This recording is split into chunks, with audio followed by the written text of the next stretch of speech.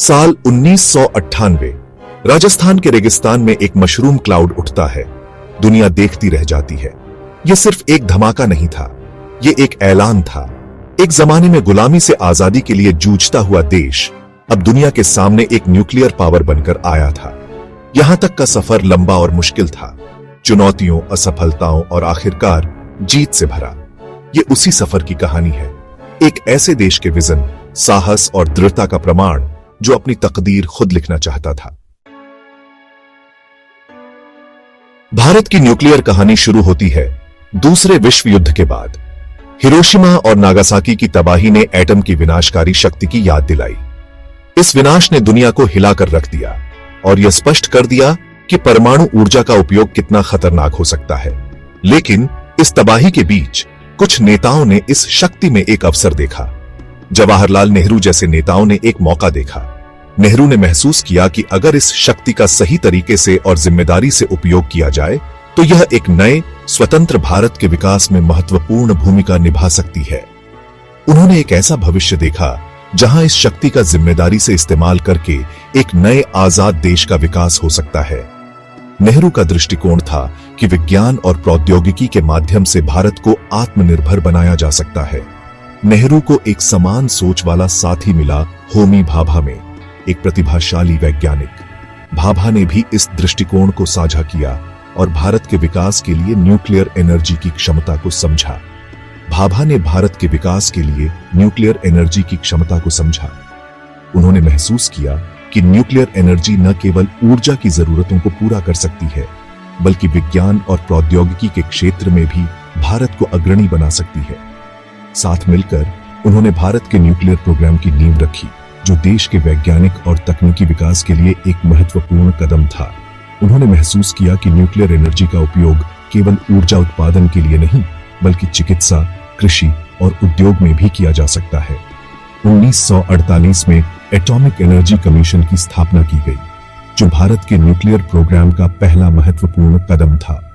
इस कमीशन का उद्देश्य था न्यूक्लियर रिसर्च और डेवलपमेंट को प्रोत्साहित करना और इसे देश के विकास के लिए उपयोगी बनाना। और 1954 में ट्रॉम्बे एटॉमिक एनर्जी एस्टेब्लिशमेंट की स्थापना की गई, जो भारत के न्यूक्लियर रिसर्च और डेवलपमेंट का केंद्र बन गया। यह संस्थान न्यूक्लियर एनर्जी के क्षेत्र में भारत की प्रगति का प्रतीक बन गया, जिसे अब BRC कहते हैं, की स्थापना की। BRC ने न्यूक्लियर रिसर्च और डेवलपमेंट में महत्वपूर्ण योगदान दिया और भारत को न्यूक्लियर एनर्जी के क्षेत्र में आत्मनिर्भर बनाने में मदद की। नेहरू और भाभा की इस दूरदर्शी सोच ने भारत को न्यूक्लियर एनर्जी के क्षेत्र में एक महत्वपूर्ण स्थान दिलाया। भारत के न्यूक्लियर टेक्नोलॉजी के प्रयासों का सामना संदेह और विरोध से हुआ। जब भारत ने अपने न्यूक्लियर प्रोग्राम की शुरुआत की तो उसे कई चुनौतियों का सामना करना पड़ा।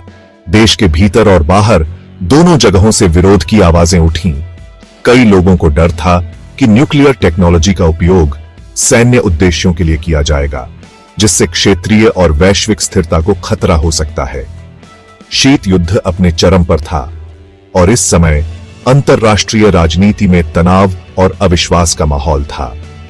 अमेरिका और सोवियत संघ के बीच की प्रतिस्पर्धा ने दुनिया को दो ध्रुवों में बांट दिया था।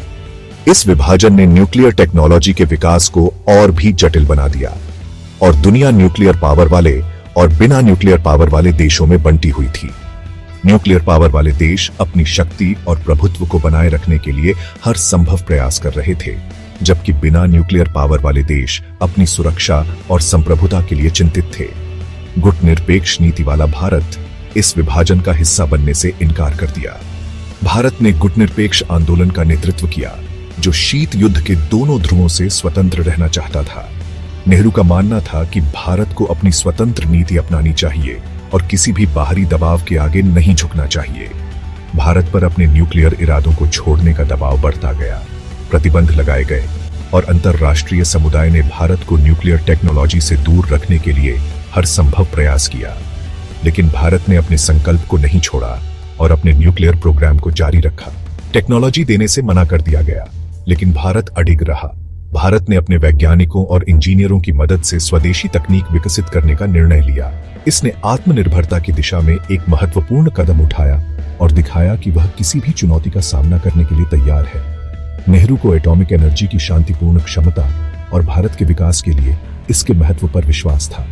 उन्होंने हमेशा इस बात पर जोर दिया कि न्यूक्लियर टेक्नोलॉजी का उपयोग केवल शांतिपूर्ण उद्देश्यों के लिए किया जाएगा, जैसे कि ऊर्जा उत्पादन और चिकित्सा अनुसंधान। उन्होंने भारत के आत्मनिर्भरता के अधिकार पर कोई समझौता करने से इनकार कर दिया। नेहरू का मानना था कि भारत को अपनी तकनीकी और वैज्ञानिक क्षमताओं को विकसित करना चाहिए ताकि वह किसी भी बाहरी दबाव के आगे न झुके और अपने विकास के मार्ग पर आगे बढ़ सके। 18 मई 1974 को दुनिया इस खबर से चौंक गई। भारत ने पोखरण, राजस्थान में एक न्यूक्लियर परीक्षण किया था। स्माइलिंग बुद्धा नाम के इस परीक्षण ने पूरी दुनिया को हिलाकर रख दिया। भारत ने कुछ चुनिंदा देशों के न्यूक्लियर एकाधिकार को तोड़ दिया था। यह एक ऐतिहासिक क्षण था जिसने भारत के एक शक्तिशाली राष्ट्र के रूप में आगमन को चिह्नित किया। भाग 5, पोखरण 2 के निर्माता अब्दुल कलाम और एक पुनरुत्थानशील भारत।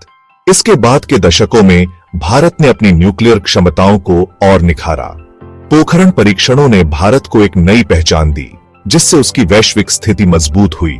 इन परीक्षणों ने न केवल भारत की सुरक्षा को सुनिश्चित किया, बल्कि उसे एक आत्मनिर्भर राष्ट्र के रूप में भी स्थापित किया। इस काम का नेतृत्व किया वैज्ञानिकों की एक नई पीढ़ी ने, जिन्होंने अपने समर्पण और मेहनत से भारत को नई ऊंचाइयों पर पहुंचाया। इन वैज्ञानिकों ने अत्याधुनिक तकनीकों का विकास किया और देश को आत्मनिर्भर बनाने में महत्वपूर्ण योगदान दिया, जिसका उदाहरण थे डॉ. एपीजे अब्दुल कलाम, जो न केवल एक वैज्ञानिक थे बल्कि एक प्रेरणादायक नेता भी थे। उन्होंने अपने जीवन को विज्ञान और प्रौद्योगिकी के माध्यम से देश की सेवा में समर्पित कर दिया। एक दूरदर्शी नेता और प्रतिभाशाली वैज्ञानिक, कलाम ने अपने विचारों और कार्यों से लाखों युवाओं को प्रेरित किया। उन्होंने हमेशा युवाओं को बड़े सपने देखने और उन्हें साकार करने के लिए प्रेरित किया। कलाम, जिन्हें भारत के मिसाइल मैन के रूप में जाना जाता है, ने भारत के मिसाइल कार्यक्रम को विकसित करने में महत्वपूर्ण भूमिका निभाई, जिससे देश की रक्षा क्षमताओं में अभूतपूर्व वृद्धि हुई। ने भारत के मिसाइल कार्यक्रम को विकसित करने में महत्वपूर्ण भूमिका निभाई, जिससे उसके न्यूक्लियर हथियारों के लिए एक मजबूत डिलीवरी सिस्टम उपलब्ध हुआ। उनके प्रयासों ने भारत को एक मजबूत और आत्मनिर्भर राष्ट्र के रूप में स्थापित किया, जिससे उसके न्यूक्लियर हथियारों के लिए एक मजबूत डिलीवरी सिस्टम उपलब्ध हुआ। कलाम के नेतृत्व में भारत ने न केवल मिसाइल प्रौद्योगिकी में बल्कि अंतरिक्ष प्रौद्योगिकी में भी महत्वपूर्ण प्रगति की। उनके नेतृत्व में भारत ने अंतरिक्ष प्रौद्योगिकी में महत्वपूर्ण प्रगति की, जिससे उसकी तकनीकी क्षमता और मजबूत हुई। इस प्रगति ने भारत को अंतरिक्ष अनुसंधान के क्षेत्र में एक प्रमुख खिलाड़ी बना दिया, जिससे उसकी तकनीकी क्षमता और मजबूत हुई। डॉ. कलाम के योगदान ने भारत को एक नई दिशा दी और उसे वैश्विक मंच पर एक महत्वपूर्ण स्थान दिलाया। उनके विचार और दृष्टिकोण आज भी लाखों लोगों को प्रेरित करते हैं। भाग 6, पोखरण 2, एक साहसिक घोषणा। 1998 में भारत ने एक बार फिर पोखरण में 5 न्यूक्लियर परीक्षणों की एक श्रृंखला के साथ अपनी न्यूक्लियर क्षमताओं का प्रदर्शन किया। प्रधानमंत्री अटल बिहारी वाजपेयी के नेतृत्व में किए गए ये परीक्षण भारत की तकनीकी कुशलता और अपनी संप्रभुता की रक्षा के दृढ़ संकल्प का एक साहसिक बयान थे। परीक्षणों ने एक स्पष्ट संदेश दिया, भारत को धमकाया नहीं जा सकता, यह अपनी जमीन पर खड़ा रहेगा और अपने हितों की रक्षा करेगा।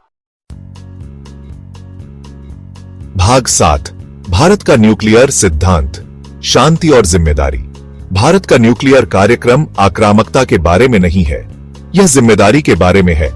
अपनी सुरक्षा सुनिश्चित करने और एक जटिल दुनिया में अपने हितों की रक्षा करने के बारे में है। भारत ने हमेशा न्यूक्लियर हथियारों से मुक्त दुनिया की वकालत की है। इसकी नो फर्स्ट यूज पॉलिसी है, जो केवल न्यूक्लियर हमले के जवाब में ही न्यूक्लियर हथियारों का इस्तेमाल करने का वादा करती है। भाग 8, न्यूक्लियर एनर्जी, भारत के भविष्य को ऊर्जा देना। भारत शांतिपूर्ण उद्देश्यों के लिए न्यूक्लियर एनर्जी की अपार क्षमता को पहचानता है। इसने बिजली उत्पादन के लिए न्यूक्लियर पावर का उपयोग करने के लिए एक महत्वाकांक्षी कार्यक्रम शुरू किया है। देश भर में न्यूक्लियर पावर प्लांट भारत की ऊर्जा सुरक्षा में योगदान करते हैं। घरों और उद्योगों को बिजली प्रदान करते हैं। भाग 9, विश्व मंच पर भारत, एक जिम्मेदार न्यूक्लियर पावर। आज भारत एक जिम्मेदार न्यूक्लियर पावर के रूप में मजबूती से खड़ा है। यह अपने हितों की रक्षा के अधिकार को सुरक्षित रखते हुए न्यूक्लियर अप्रसार और निरस्त्रीकरण पर अंतरराष्ट्रीय समुदाय के साथ जुड़ता है। भारत की यात्रा अपने लोगों के प्रति उसकी अटूट प्रतिबद्धता, उसके आत्मविश्वास और एक उज्जवल भविष्य के प्रति समर्पण का प्रमाण है। यह एक ऐसी कहानी है जो प्रेरित करती रहती है, साहस, लचीलापन और एक सुरक्षित और अधिक सुरक्षित दुनिया की खोज की गाथा।